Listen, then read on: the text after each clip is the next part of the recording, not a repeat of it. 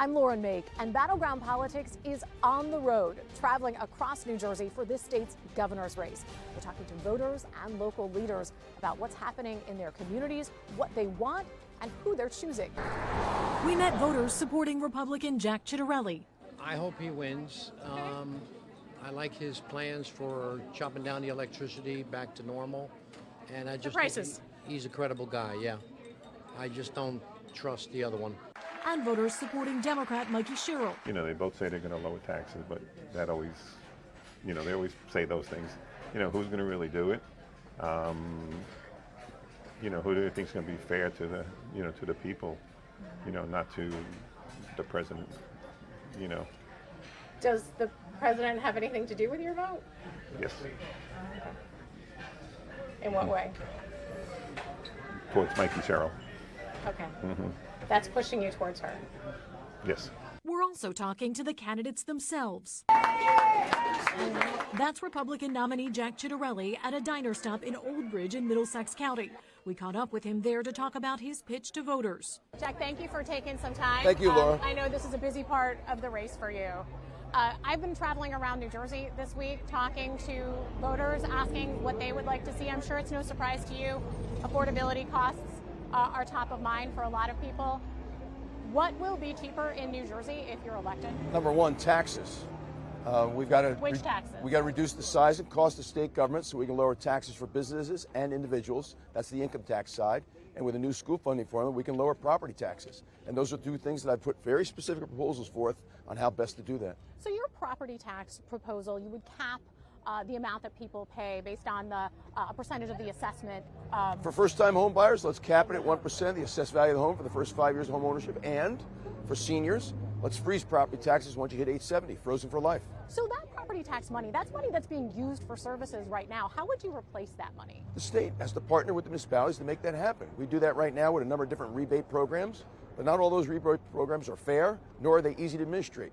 I like programs that are easy and fair and easy to administrate. So would the state replace money that the municipalities would otherwise be getting for things like police, schools? Listen, our community is going to be safe under Jack Ciattarelli if that's where you're going. We get a new attorney general. I appoint the 21 county prosecutors, and we'll be a law and order state once again. Yeah, I'm talking specifically about the money. Are you going to replace the exact amount of money that local governments could lose? Yeah, we are not going to leave the municipalities high and dry. We're going to work in partnership with them, make sure they provide the vital services to their citizens that citizens are accustomed to. Replace that exact amount of money, though? Absolutely. Okay. Let me talk about energy costs. I know that's something that people are also talking about. They've talked to me about it. I'm sure they've talked to you about it as well. In your first year, what can people expect to see on their bills in their first year? In my first day, Executive Order number 3 is we're pulling out of RGGI. The Regional Greenhouse Gas Initiative is a carbon tax policy that has failed New Jersey. Electricity's through the roof, the air's no cleaner, and $300 to $500 million in ratepayer dollars going to other states. That stops on day one. The Democratic governor of Pennsylvania is not in RGGI. We shouldn't be either. It's a little bit more complicated than that. There are legal issues in Pennsylvania. It's been a legal process. There's no legal hurdles in New Jersey. The governor put us in RGGI 7.5 years ago by executive order. I'm taking us out. It has failed New Jersey. So you're saying you're doing that on day one. So let me ask you again, for your first year, what are people going to see on their electricity bills? It's what they're not going to see. They're not going to see. How much do you think it could go down? It's a $300 to $500 million savings a year, depending on how much you use. But we're also going to start using natural gas to generate electricity again. We're going to expand our nuclear footprint in South Jersey. There'll be no wind farms off our Jersey shore. I'll reopen and repurpose the plants that Phil Murphy shut down. We were an electricity exporter when Phil Murphy took office. Now we have to import it through exchanges, and we're paying through the nose. By the end of my first term, we'll be energy independent again. And can you give me any expectation? When people sit there, they make their budgets, they want to know, hey, if I vote for Jack Ciattarelli, what's the size of your home, Laura? It's coming down. What's the size of your home? I live in a condo, so it's pretty small. Okay, we're going to save you $50 a month. Okay, in a condo, you're to save $50 a month. Okay. I think that's $600 a year. Okay. What about a 4-bedroom house? Okay, quadruple it. Okay. All right. So you're gonna. All right. So let's talk about something else involving money, but not how much people have been paying, about money that is or is not coming to New Jersey for that gateway project. We were out this morning talking to commuters. Now, Laura, you've done your homework here, haven't you? The Gateway project is managed by the Gateway Commission. The Gateway Commission's checking account is flush. The government shutdown would have to continue for another 2 months before that project comes to a stop. I don't expect the government shutdown to go on for another 2 months. We're not talking about the government shutdown, though, but President Trump said the project is terminated. He's playing hardball negotiations with Democrats, and one of which is my opponent. So do you think that's not true? She voted yes on the continuing resolutions when there were shutdowns during the Biden administration. She's now voting no on the same continuing resolutions, but then goes out and says how important the Gateway project is. If it's that important, then vote yes on the continuing resolutions, get the government open again. So when President Trump says it's terminated, do you think that's not true? I think he's playing hardball negotiations, but as governor of New Jersey, I'm due right by the state. And by the way, it's important for the governor of New Jersey to have a relationship with the president. I do, and we'll get things done for New Jersey. Have you talked to him about this project yet? I have. And what was that conversation? How did that go? He understands it's important to the region. And did he commit to the federal government's part in it? He understands it's important to the region. What does that mean? He understands it's a very important project to the region. Did you get a commitment? How you doing, Laura? You're not going to tell me about your conversation with the president. That's okay. If the federal government does not come through on that, what do you do then? I don't anticipate the federal government not coming through on that project. It's the quintessential federal infrastructure project. It's critically important to the region. It's critically important to the region's economy. And this region's economy is critically important to the national economy. That project's going to get done. I wanted to give you an opportunity to talk about something that came up at the debate. Your opponent, Mikie Sherrill, made some accusations against you about your former business regarding opioids. Can you explain what the products that your former business, what they actually were, so people understand what you were doing? What were they? Mikie Sherrill cracked. She doesn't like the revelations that she didn't walk at her college graduation. She's built her whole political brand about her attendance at the Naval Academy. And we find out that she was punished while she was there. We find out she's trading defense stocks while sitting on the House Armed Services Committee. We find out she tripled her net worth while only 6 years in Congress. We find out she paid federal fines for breaking federal law on stock trades and stock reporting. She cracked, and where she went next, a baseless, reckless lie about my career. And we are filing a defamation suit. You haven't filed that yet, though, right? We are waiting for technical guidance from the regulatory body that governs campaign finance here in New Jersey. Okay. But we are filing that defamation suit. Okay. What can you explain to people, though, about what I don't have to explain anything, Laura. I didn't do anything wrong. What the I'm not saying you did. What the congressman has to explain is the baseless, reckless lie that will result in a defamation suit. I want to ask you one more thing about one more region that we're heading to later on our tour, which is Atlantic City. Under state oversight, what would it look like under a Ciattarelli administration? It'll be an oversight that gets things done. Nothing has changed in Atlantic City, nor in Trenton, nor in Newark, nor any of our other major urban areas under Phil Murphy, because he's been a failure. We need a change here in New Jersey, and that's what this election is all about. Anything specific you want to do there? No. What, do where? In Atlantic City. Urban revitalization. We've got to get people who want to live there again, as we do in Trenton, as we do in Newark. I know you've got to get on the road. Thank you so much. Great to see you in person. Congressman. The next day, we were in West Windsor in Mercer County, where Democratic nominee Mikie Sherrill rallied supporters at a golf course.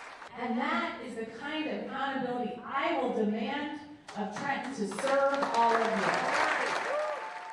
She had a little less time available between stops, but we got a chance to ask some questions about her policies and the campaign. Congressman, thank you for taking some time. I know your time is very limited, so I'm going to get right into the issue of cost, which I've been traveling around New Jersey this week. I've been hearing about it from people. I know you hear about it from people. You've got this plan to freeze utility rates. Why do you think that you would have the ability to freeze rates that are not set by the government?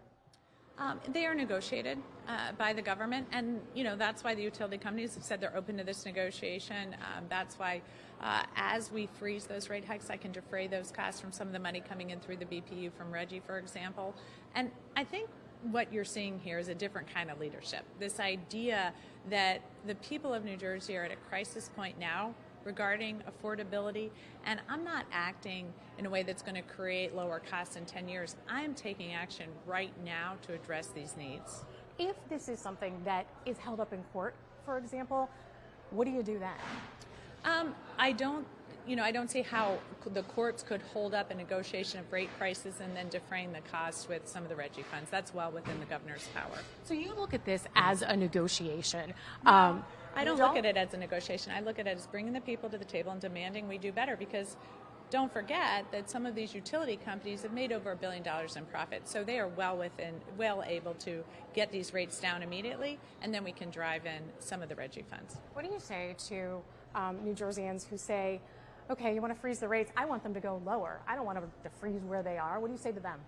That's why I'm driving an energy arsenal, if you will, into our state, because every electron we produce here is going to drive down costs, because our market has been so screwed up by PJM, and there's so much power being sucked out of it by data centers in Virginia that buying on the market's really expensive. Producing here at home is cheaper, which is why I will right away cut through red tape and permitting to get solar on landfills, to get battery storage power. That is a very quick proposition. We will also modernize our natural gas infrastructure to drive more power out of it, but drive down carbon emissions, and then at the same time have a longer term plan for nuclear. So your plan would be in place for a year, the freeze for a year. What do you think specifically that you could accomplish in that time, in your first year in office? So I am going to, like I said, immediately start to drive power into the grid. So things like solar power, that can be done really quickly. Battery storage power can be done really quickly. This is all adding a lot of power. And how much do you think people would see a reduction in their bills in that first year? So they're not going to see their bills go up. As we drive massive amounts of power into it, we'll start to work their bills down. All right, last question. Let's talk about, I want to give you an opportunity to expand on something that you talked about then, if we don't have any more time, in the debate. And you accused Jack Ciattarelli of killing tens of thousands of people with his previous business. What evidence do you have of that? So as I put out, Jack Ciattarelli had a publishing company where he published opioid misinformation, saying opioids were safe, that they were not addictive. And we've seen at that time, too, as he was publishing this, thousands of people were dying. And then on top of that, he worked with one of these opioid manufacturers who had a new product at a time when, again, thousands of New Jerseyans are dying. At the U.S. Attorney's Office, we were working to shut down what we call pill mills, those doctors over-prescribing opioids as people were getting addicted and dying. And at that same time, he is working with an opioid manufacturer as a new product out so that he can have a new platform so that you can get more access through your doctor to these drugs, because the opioid manufacturers didn't want to shut down this cash cow. And so he is working on this platform, which one person said, and I remember this because it was so offensive, it was like a choose your own adventure, meaning you could go one way if the doctor says no, try this, try that kind of. That's different than killing people. I will tell you that the same opioid company he was working with had to pay over $4 billion in a settlement fee because of the real harm they did to people. So I think it's very connected in most people's minds, this real harm, and in the opioid crisis as people are dying. I know you have to go. Let me just, you mentioned the gateway thing. I just wanted to ask you, because I asked Jack Ciattarelli about it. He said he actually had talked to the president about the gateway project. Yeah, he calls the president all the time asking his advice. He doesn't seem to get very good advice. Have you talked to the president about it? Thank you. Thank you, Congressman. We asked the candidates about their plans for utility rates because it's one of the primary issues we heard about from voters. Over and over again, they talked to us about energy bills, property tax bills, and making things more affordable. We'd like to see our taxes lowered. We're seniors, and Collingswood's taxes just went up a bunch, so we'd like to see lower taxes. Lower taxes. Mm-hmm. We've heard a lot about like affordability stuff in this race, from taxes, energy bills, a lot of that stuff. Is that all wrapped in for you, or is it taxes is the top one? No, they're all wrapped in because our utility bills are high too.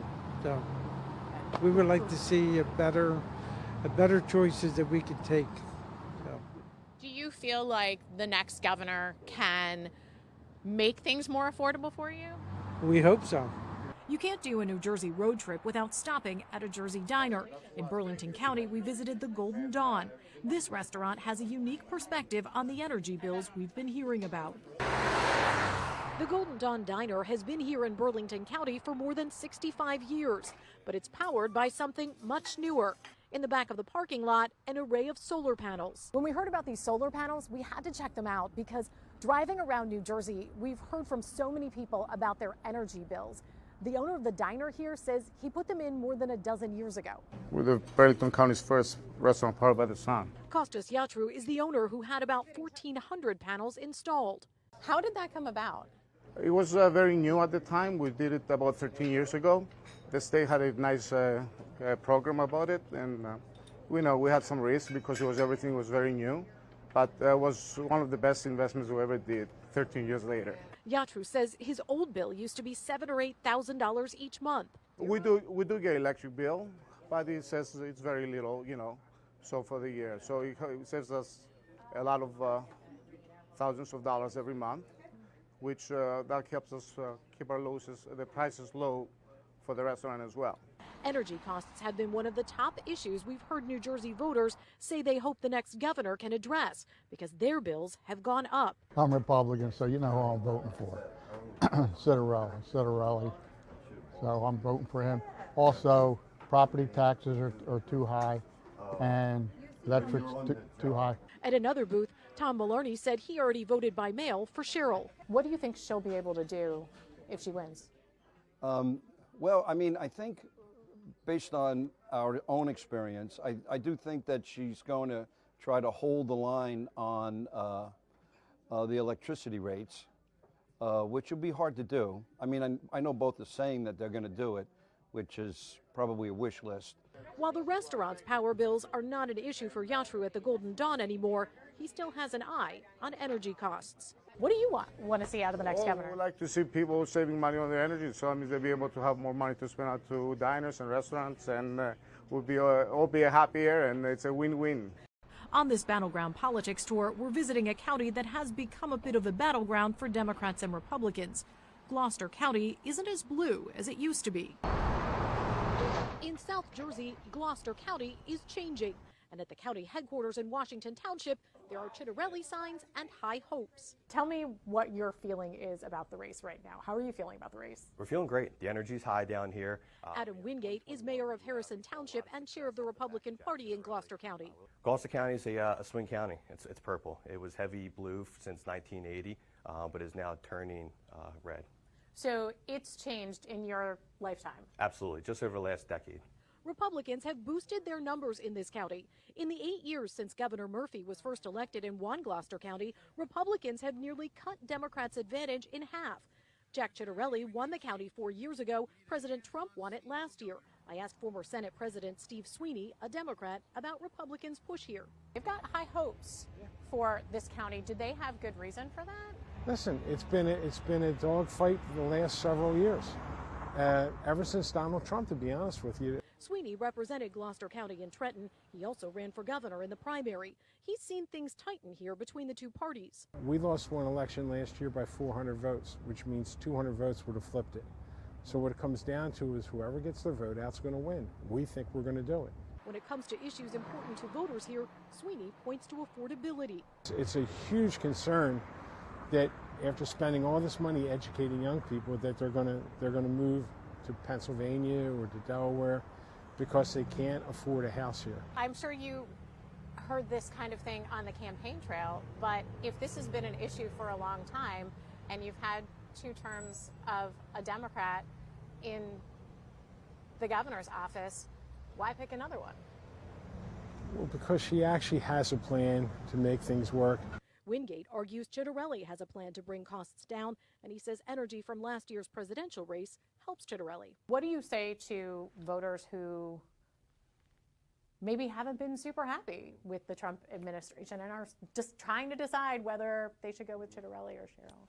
I mean, Jack Ciattarelli and then also your county commissioners and your legislative teams that are out there on the ballot this year can actually help your back pocket issues. We're on the road heading south. We're coming through Jersey City, going through Hudson County right now. And the North Jersey counties that we've been driving through, there were a lot of people live who commute into New York for work each day. As we visit different communities, we're hearing issues important to them. Here, the Gateway Tunnel project could impact their commute. We met Anne Marie Mitchell in Hackensack. The Gateway, I'm so annoyed at. I really like to go through. I'm very upset with the president for saying that he was going to, terminate it, because that does have an effect on us.